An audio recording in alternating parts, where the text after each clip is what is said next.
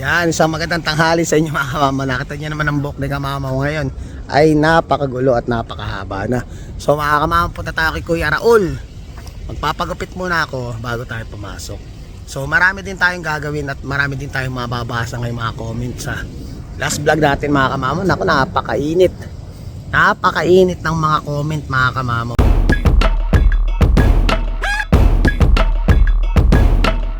So babasahin ko sa inyo lahat. At siyempre magbibigay tayo ng konting opinion natin o yung mga na-experience natin talaga dito sa Canada, which is bakit ganun nga ang nagiging epekto sa mga Canadian ngayon, bakit ganun sila gusto nila talagang pauwiin yung iba, talagang gusto nilang ipad-deport na yung ibang mga dapat talagang pauwi na o dapat bawasan na ang mga mamamayan na nandito sa Canada. So ayun mga mama, pupunta muna ako kay Kuya Raul, pag-usapan natin yan mamaya. Yan, ayos ba? Ayos ba ang ating kupitan mga kamamaw? So ngayon uuwi na muna ako, pasok pa ako. Yan, iksi na uli. Magmukha naman tayong bata mga kamamaw. Lupit tumabas ni Kuya yun pasok na. Anong oras na ba? 1:30 na. So 2:30 pag uwi ko maliligo lang ako. Papasok na ako. Doon na lang tayo sa Cooperos magkwentuhan. Yan, papasok na tayo mga kamamaw. Ayan, shoutout pala kay Kuya Raul sa mga gusto magpagupit dito sa mga taga Saskatoon. Pasya lang kayo sa Midtown Plaza sa may Tommy Guns. Kaya sa mga gusto nyong magpagupit kay Kuya Raul, shoutout sa iyo Kuya Raul, maraming salamat.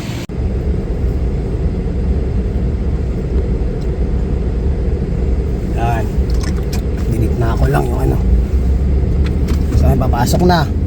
Yan ko lang pala mga kamamo, yung nakikisimpatya talaga kasi ako, lalo sa mga Pilipino mga kamamo. Kasi syempre may mga vlogger din tayo dito sa Canada na sinusuportahan ko rin talaga, tsaka pinapanood ko rin talaga sila kasi alam mo naman sila yung isa sa mga inspiration mo minsan bakit ka gumagawa ng vlog. Sila din yung nagbibigay sa inyo ng magagandang impormasyon, mga informative na vlog para maikalat o maibigay sa mga excuse me, maibigay sa mga kababayan natin. Bala ko talaga hindi ko babanggitin yung pangalan, pero siyempre for the sake na yung simpatya ko is makarating sa mag-asawa, yung kay Kuya Alwin at Emma vlog yan. So actually sila Kuya Alwin at Ate Emma is talagang tuwing magbablog yan, talagang marami kang matututunan, marami kang malalaman when it comes sa mga rules dito sa Canada. So napanood natin yung vlog nila na gusto ko lang na parang bigyan sila ng konting para mandagdag lakas ng loob para lumaban. So napanood ko kasi yung vlog nila na parang si Kuya Alwin is parang na-refuse yung niya, yung work permit na nag-renew siya. So syempre mga bago sila dito. Hindi naman sa mga bago ibig sabihin hindi pa sila permanent resident. Naano lang din ako kasi minsan nilalagay ko rin yung sarili ko sa sitwasyon ng mga taong nababalitaan natin. Paano kung tayo nandun sa point na yun? Alam natin yung pakaramdam mga kamamo, dahil ako dumating naman ako sa point na hindi pa tayo permanent resident dito. Nag-struggle talaga tayo nung dumating tayo dito. So mag 11 years tayo dito. Nag-struggle din tayo sa buhay mga kamamo, paano natin maayos yung papel natin. Nandun tayo sa point na parang araw-araw bago ka matulog or pagising mo sa umaga, pinagdarasal mo na sana makakuha ka ng permanent residency. Yun yung mga bagay ba na minsan inaano mo. Siyempre nga nabalitaan natin sila na may mga vlog pa sila na parang gusto na lang sumuko, yung mga ganun ba na Kaya Kuya Alwin at Emma, laban lang po, laban lang. At alam ko mapapaano rin yan balang araw din kumbaga ba yung ibibigay sa atin ng Panginoon, magkakaroon din kayo ng permanent residency. Huwag kayong susuko kasi nandito na rin kayo kuya. Tsaka kumbaga ba talaga napakahigpit kasi talaga mga kamamo ngayon, sobrang higpit din sila, diba? Sila ba yung sabi nga ni Kuya Alwin, hindi nga niya ine-expect na o sila mag-asawa, hindi nila ine-expect na ma-refuse yung renewal or application sa work permit ni Kuya Alvin. Pero yun nga, sobrang higpit ng Canada, talagang mabusisi. Kumbaga dapat sila na nagsabi na talagang na-check naman nila lahat ng mga requirements o kung ano man ang mga dapat ipasa, pero at the end na-refuse pa rin, diba? So ganun talaga siya, ganun kahigpit si Canada ngayon when it comes sa mga renewal ng mga papel o mga application basta sa mga bagong immigration o sa mga immigrant dito na nag-a-apply ng work permit tsaka ng permanent residency. So para sa Kamamo Vlog, Kuya Alvin at Emma, laban lang, magagawa rin natin at makakamit din natin ang ating mga pangarap sa buhay. And back to work na. Shoutout ko pala muna yung napakagandang lalaki kong kapatid, ki Angelito Kapili, tsaka sa anak ng ating tropa sa Pilipinas, si Arya. Happy birthday sa inyong dalawa. Maraming salamat. God bless you po. Break time na. Kaya na tayo. Siyempre tutuloy na natin yung sinabi ko sa inyong sa mga comment dun sa natin. Broccoli wala natin luto ni Mrs. So ayan, dun sa comment natin nung kahapon na vlog dun about dun sa mga deportation, sa mga no status na yung iba nga yung nawawala, yung iba hindi na matrade. Basahin ko lang tong comment na medyo na ako sa comment kaya naman na tayo. Unahin ko muna yung mahaba kay at NETHBT. So ang sabi niya is, pag pumunta ka sa hospital ngayon, bilangin mo yung nakapilang TFW at estudyante. Tapos understaff pa yung mga nurses. Pag hindi emergency yung sitwasyon mo, direct mata mo hanggang umaga sa kakahintay. So walang choice na yung gobyerno, kailangan may umuwi. Sa housing naman, based dito sa experience na to, sa housing naman, 1 year ago, inabot kami ng 3 buwan sa kakahanap ng apartment. As in, naswertehan lang namin despite na maganda naman yung credit score ko. So siguro sa ibang lugar mga kamamaw, nagbabase din sila based dun sa mga ganyan, may mga credit score, kung makakapag-apply ka ng mga apartment. Dito kasi, hindi ko naman na-experience yung mga ganun. Baka dun sa may lugar kung nasaan siya, maraming salamat din sa comment mo. So kundi dahil daw sa credit score niya, hindi siya makakakuha ng apartment.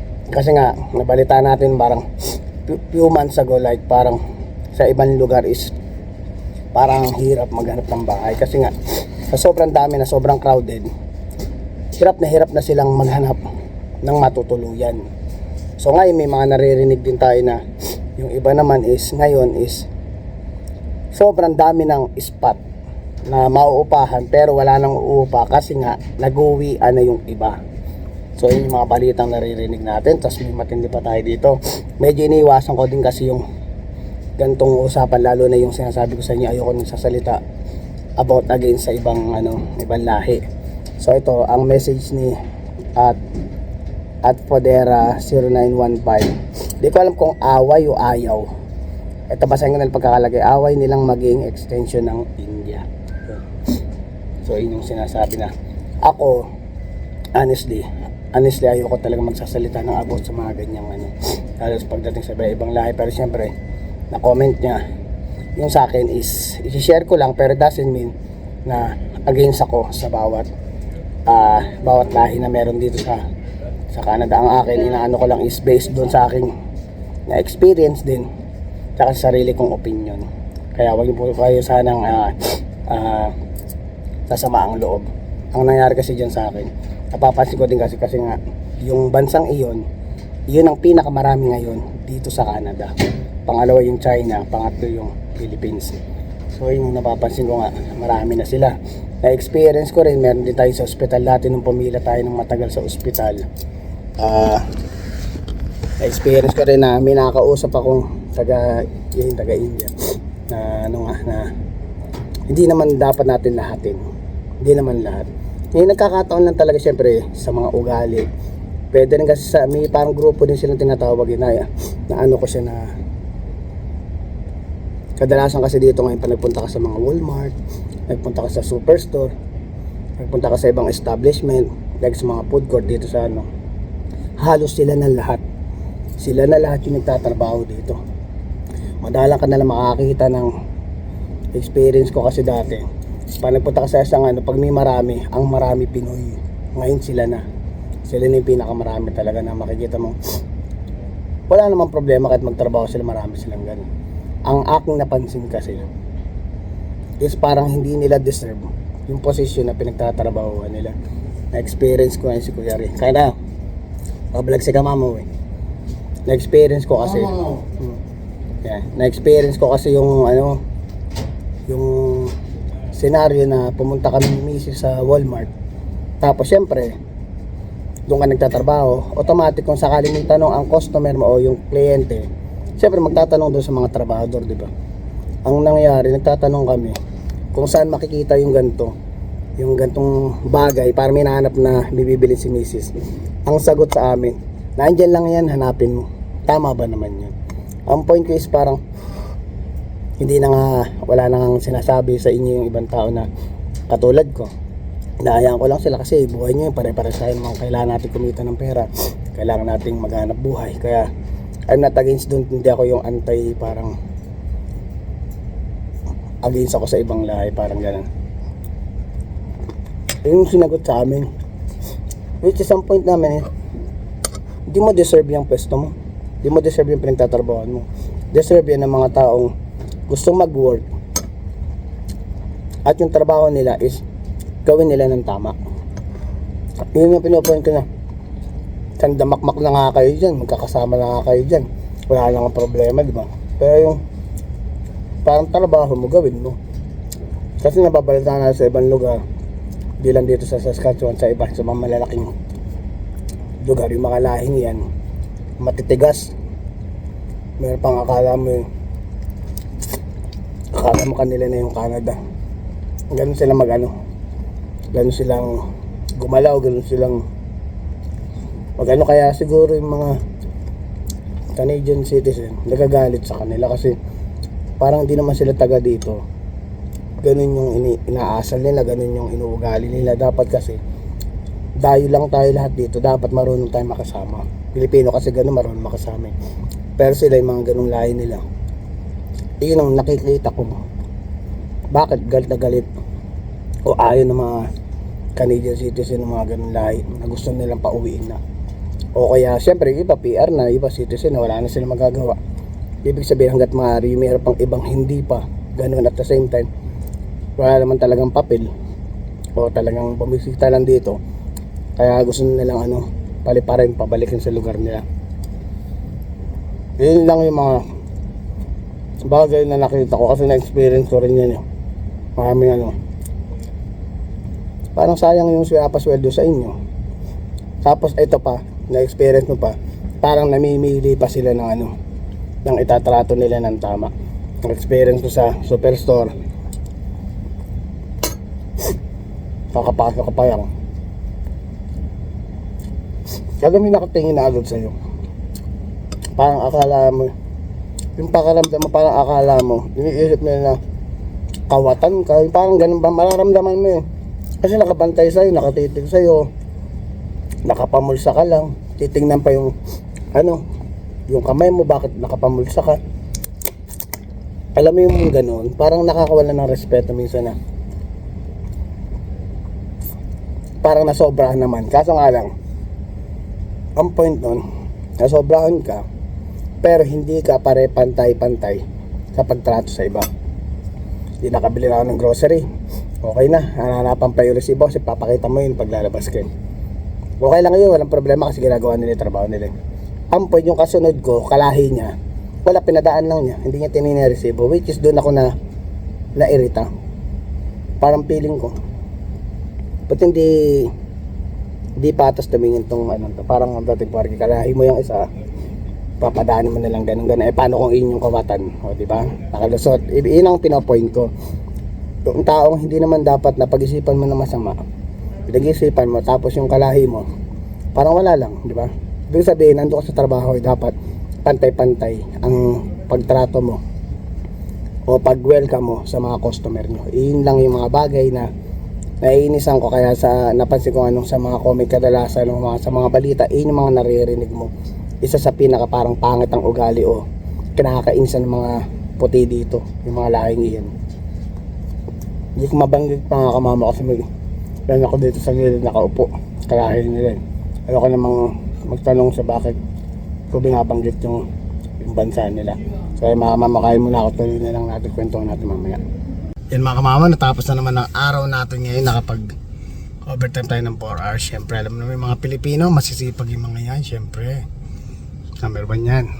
So syempre hindi rin naman natin pwedeng sabihin na porque hindi ka Pilipino hindi ka masipag. Masipag lahat yan. Basta ang mahalaga lang mga kamamaw, talaga pag nagtrabaho ka, gawin mo din yung trabaho mo. Kasi nga yung trabahong ito yung bumubuhay sa atin. Ito yung nagbibigay sa atin ng parang bread and butter natin. Kung papabayaan natin, baka mawala na lang sa atin bigla. Saka syempre kahit pa dito sa trabaho natin is magaganda din ang benepisyo.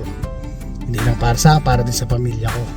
So yan kaya dapat mahalin mo yung trabaho mo. Damar na pag minamahal mo yung trabaho mo, mas maganda yung balik sa iyo. So yan, kaya iwasan yung magiging masyado bang parang magugulang sa trabaho. Hindi naman sa sobrang magugulang, ibig sabihin yung mapasyado mapanlamang. So yun yung mga bagay na kinakainisan, hindi lang naman ng mga Canadian, pati rin naman ng mga kasama mo sa trabaho. Lahat naman yan, makakainisan ka talaga kung masyado kang maano sa trabaho. So iwasan mo yan, mapapaayos ang buhay mo, marami kang magiging kaibigan, lahat makakasundo mo sa trabaho. So ayun mga kamama, maraming salamat sa pakikinig sa aking vlog. Please don't forget to like, share, subscribe, and hit the notification bell for more updates of my video. See you mga kamamaw.